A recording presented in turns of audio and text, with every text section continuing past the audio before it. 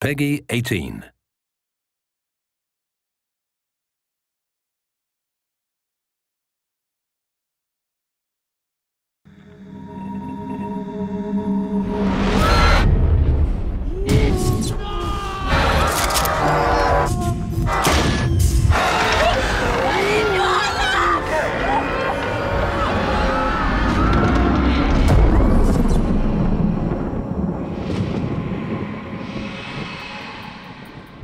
To officially kick off the campaign for Metro Last Light, THQ, in partnership with creative agency Itchy, created an epic live-action short film to tell the story of those present at the end of the world and the beginning of the world of Metro. Ready? Action! Go!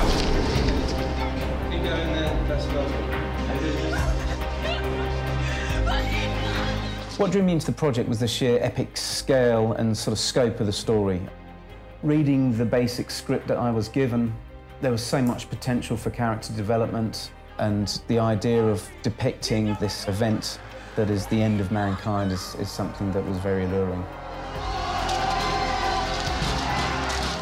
When we were looking for a director to pick up this piece, we were really after someone that understood the necessity to create this bleak vision of a near future.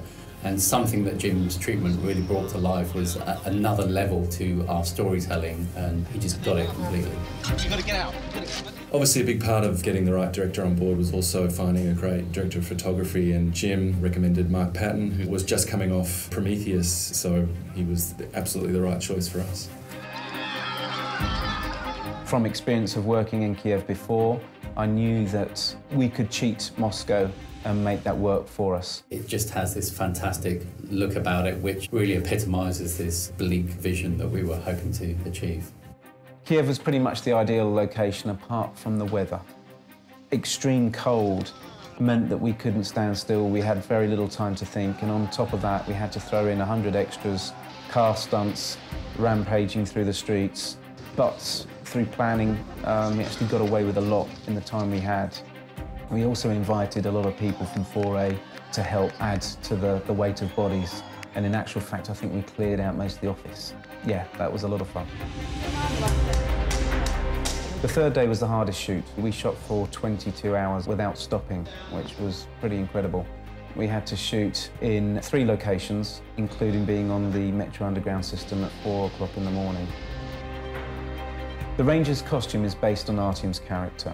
I really enjoyed developing that because that's toys for boys. You get to sort of build guns and knives and create uniforms. It was a real process of exploration to design and make his weaponry and his outfit as close as we could to the character in the game.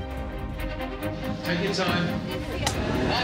One happy accident we had while shooting was the fact that the Metro commander happened to have a child who was the exact age we were looking for the baby. So in the film, the baby that is passed to him is actually his own son.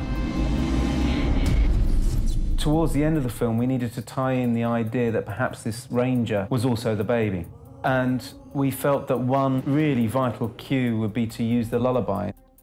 We had a lot of actresses into a casting session and got them to act out the scene with the baby. And one particular mother started to sing the child a lullaby.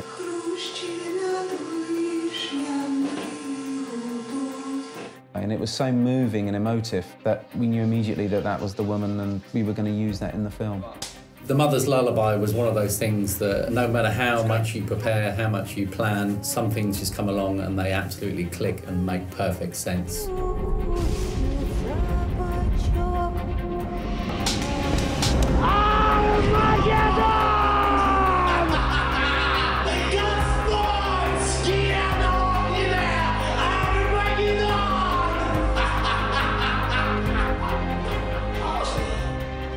We wanted to make a very intelligent film. It's nice to come to your own conclusions and to make your own assumptions on what might be happening. It became apparent very quickly that we had so much great material and so many different converging storylines that we realized in order to stay true to our initial vision and create the epic trailer we always intended, that we allow these stories to be told.